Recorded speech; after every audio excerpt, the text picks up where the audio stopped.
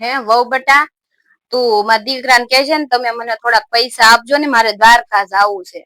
હું મમ્મી તમે હજી હમણાં જાત્રા કરીને આવ્યા છો, ત્યાં પાછું તમારે દ્વારકા જવું છે? અત્યારે ઘરમાં કોઈ નથી, તો ઘરની પરિસ્થિતિ તો જોવો. અત્યારે પૈસા નથી, પૈસા આવે ને ત્યારે તમે જાજો.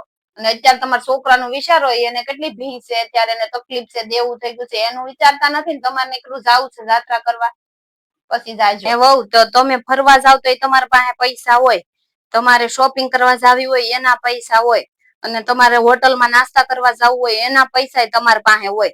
અને મા બાપ કઈક જરૂર પડે ને મા બાપ પૈસા માંગે તો તમારા પાસે પૈસા ન હોય. તાર બાપા મને હાસુ જ કે છે ને આપણે ગૌઢાએ પોતાની પાસે થોડા ઘણા પૈસા રાખવા જ જોઈએ.